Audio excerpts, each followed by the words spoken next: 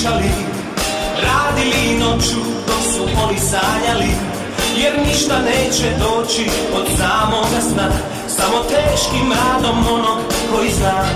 HDZ zna, HDZ zna. Pokrenuli smo Hrvatsku i sad nastavljamo, da nam svima bude bolje, mi se trudimo. Ostvarili smo davne snove naših djedova, a to može samo onaj koji zna. HDZ zna.